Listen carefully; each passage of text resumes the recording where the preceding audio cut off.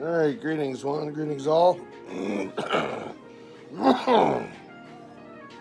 So yeah, last night after I got home from the woods,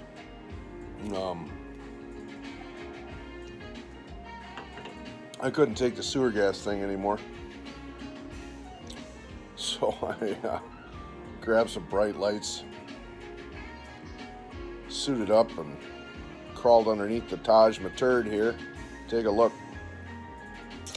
I was right, like usual. The plumbing system, the drain system from the bathtub, where I redid the bathtub,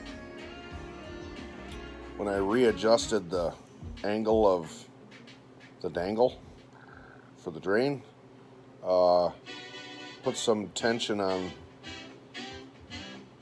the other components in the system, and actually snapped the drain pipe running from the kitchen sink over to the main lateral. Snapped it clean off. Yeah, it's just, oh my god. So so every time I've used the kitchen sink, for however long I finished the bathroom, it hasn't gone into the sewer. It's just run right under the trailer. So, yeah. I had a frog pond down there, basically. So I put down a tarp and some boards and whatnot, sheets of plywood, and shimmied my ass under there. My fat ass under the... I actually had to go...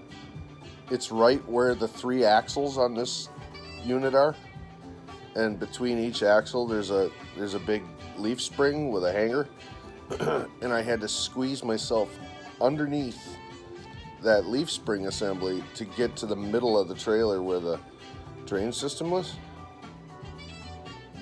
So yeah, I have a little claustrophobia issues, so I got halfway under that spring and she hung up on my belly, and I couldn't move forward, I couldn't backwards, and so I had a little panic.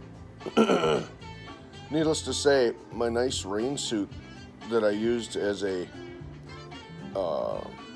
hazmat suit, basically a toxic substance coveralls, yeah, it's destroyed now, because I was doing a little flailing trying to get out of there. Once again, doing shit without backup. Nobody knows I'm under there. Baby doll's gone, so I can't say, hey, guess what? I'm going under the trailer. If I go radio silent, come drag me out by my ankles. So, yeah. But I got it fixed. It was in a very bad spot, the break. It was right at where a floor joist was going across, and the break was flush with the fitting, where the pipe glues into the fitting, was just snapped right off.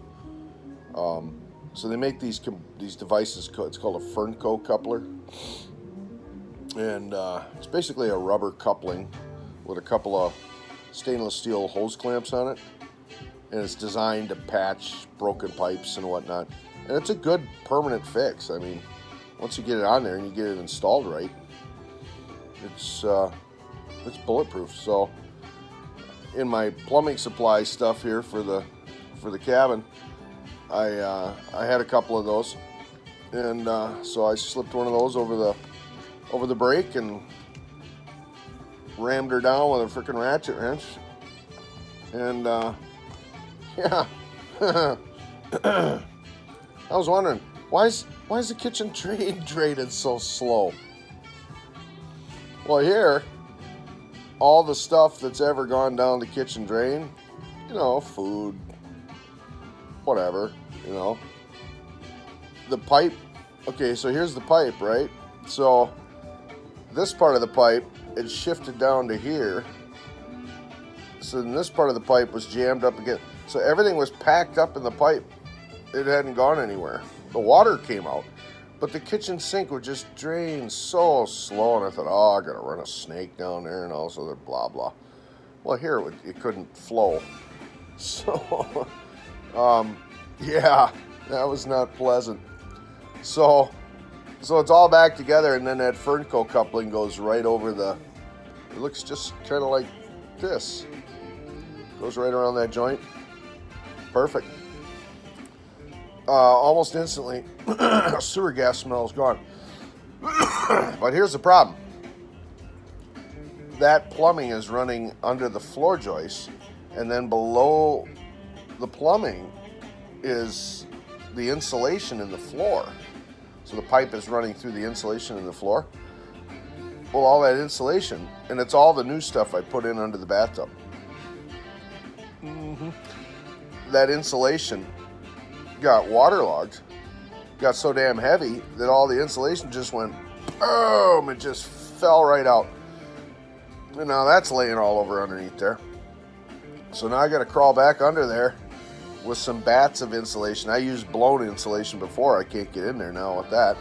So I got to stick bats of insulation up back in the floor cavity around that pipe. Otherwise that pipe's going to freeze. And then put plywood sheeting to hold it up. So yeah, but yeah, it's got to do some drying out under there. So I pulled the skirting off the side of the cable guy was here yesterday morning, right? And he had to work in that area, and because my internet's been out for 12 days, and the cable was coming in all pixelated and weird and stuff. So I made sure everything was good on my end, and then I'm like, okay, it's out of my control. Well, there's antiquated cable running under this trailer. The connections outside at the, what did he call that? He had a term for that. It's not important. It'll come to me right in the middle of a sentence. But where all the cable boxes and everything are hanging outside is a rat's nest. There's cables coming off these splitters and all this other crap, and the box is all hanging all akimbo and whatnot. And I'm like, oh man, dude. I'm like, can you clean that up for me? Neaterize it. That's my word. Neaterize. Because I like things neat. I don't like wires. If you look at my entertainment system that I built and put in over here, all my cables are running through channels and all my wires are hidden. Nothing worse than 6 cables hanging down from a TV or a stereo or something just hanging on the wall. Yeah. So, can you neaterize that for me? By golly, he eliminated every single wire going from that pedestal over to the builder. It was a nightmare trying to mow in there and get the weed whacker in there and stuff like that. Gone. It's just all clean and smooth. Everything's underground. Whew, awesome. So he had to do some splitter work underneath, right? And pulls the skirting off and he goes, I said, hold your breath. There's sewer gas under there. And okay, so sewer gas, if you've never experienced sewer gas, it doesn't smell like shit. It doesn't smell like you just left a pile on the floor or you didn't flush the toilet or something like that. It's a different smell, okay? But it's obviously sewer, but it's not like, put it this way, I've put up with it for over a month. So it's not like, you know, repulsive smell. But I guess methane's not good. Methane's not good for you. So to those of you out there, baby doll, special people, whatever, if I have been behaving rather irrationally lately, I'm going to blame it on the methane. My wild mood swings, it's not male menopause. No, it's methane. So, he neaterizes all the cables, but he's working down there, right? And he's like, oh yeah, that's pretty bad. You probably should do something about that. And I'm like, yeah, it's one of the projects on the list, right? I came home last night and it got warm in here yesterday. This thing's an oven. But every time I would set up my exhaust fan in my window, the way I set this thing is basically a big cigar. So this system works great for evacuating all the hot air out of here. So I put a high velocity fan in the living room window here, but instead of blowing in, I have it sucking out. And then on the total opposite end of the building, I open up 2 windows. And it will suck all this hot air out of this building in like 5 minutes. And then I have an influx of cool air coming from the back bedroom all the way to the front. It's a wonderful system. I call it the vortex system. I don't know why, but I like it. So anyway, got the vortex system working, and it's pulling sewer gas up from underneath the trailer through every crack and crevice and hole that's in the floor of this thing, just amplifying the problem. So last night, I eat supper and I'm sitting here watching some TV and listening to some jazz and shit, and trying not to let my mind wander to special person there, which is hard because she's the first thing I think about in the morning and the last thing I think about at night, and damn near every moment in between. So yeah, it's rough. But anyway, I'm like, I can't take this anymore. This is bullshit. So here it is, dark. 9 o'clock, was it? I'm trundling outside with bright lights, ripping the skirting off the building, taking a broom, cleaning all the cobwebs and stuff out of there, and shimmying underneath the trailer. So I'm thankful it was obvious. I'm thankful it wasn't something buried in the floor where I would have had to either cut away the insulation underneath the building or figure out a way to get in it. I'm also glad I was originally going to rip out the furnace and come at it from the top. I'm glad I didn't do that. It was obvious. It's just big, all the insulation just boom. Because when it got wet, it probably weighed about 50, 60 pounds. It just ripped right away from the floor. So I get under there, and I just laid there, and I just looked around, and I see drip, drip, drip, drip, drip. I'm like, yep, there it is. So put the Fernco coupling on it, buttoned everything up. Today I'm going to rip some more of the skirting off just so I can get some airflow under there. I got to dry up all that moisture. I might even put a fan under there to help the process. But get all that moisture dried up out of there. And then I'm going to go under there with a pump sprayer with a bleach water solution. And I'm just going to hose everything down with bleach to kill all the bacteria, and I should be good to go. But yeah, that was interesting last night, 10 o'clock at night. But the problem's gone. You go in the spare bedroom, which is right next to where the bathroom is, just on the other side of the bathroom. And that used to have sewer gas in there bad. You'd go in you tuck your head into the furnace room, and yeah, it was bad in there. Nothing this morning. Just pure clean air. So, oh yeah, that worked out good. So before winter hits, I got to get under there and I'm going to let it dry out good.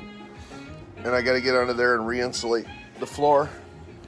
And while I was laying under there with bright lights, shining around, there's a couple other spots where the insulation has fallen away from the floor. Namely, one right up here, but underneath the fireplace. The whole thing of insulation has just dropped away. Some other spots like that. Not only that, where the main sewer stack taps into the lateral that goes to the holding tank. That's looking pretty shoddy. Like from 10 feet away, I could see a bunch of silver duct tape. Yeah. So I'm gonna go get some of that Flex Seal tape that's so amazing, rubberized tape, and I'm gonna be doing some sealing work on that. I also discovered, didn't know this, but there's electrical heat wrap on that main sewer lateral to keep it from freezing.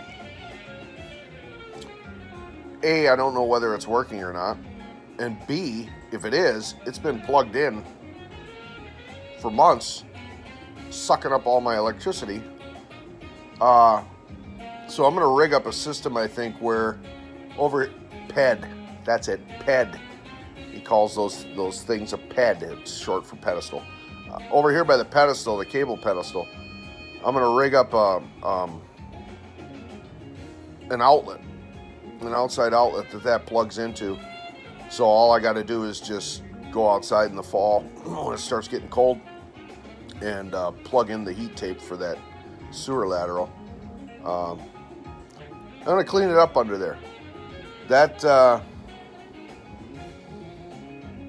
eventually the plan is for this thing, once I put the siding on and get it all looking nice and stuff, obviously I'm gonna put all new skirting all the way around it.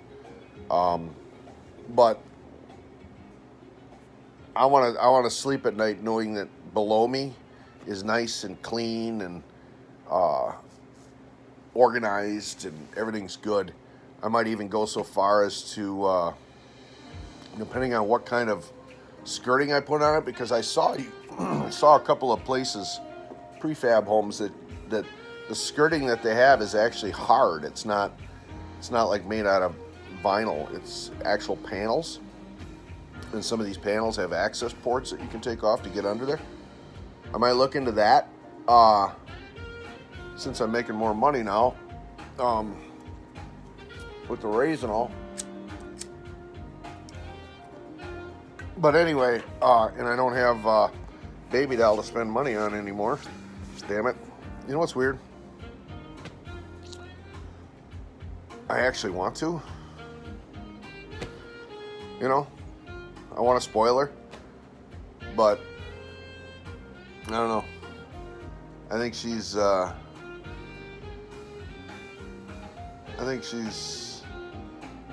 don't know. I'm not gonna say nothing. It's all assumptions on my part. Okay, I don't have any concrete evidence or concrete facts or anything like that. I can't read her mind. I don't know what's going on in her head. I just wish she'd come back so I could be happy again. But anyway, I'm gonna get these hard panels. That way it'll allow me to get under there. But once I get it all cleaned up, you know, I'm gonna rake it out, sweep it out, so it's all nice and neat under there. I might install some bright LED shop lights all the way along the length of this thing. So all you got to do is flip a switch, and the whole underside of this sumbitch is going to light up like one of those lowrider cars with the neon kits.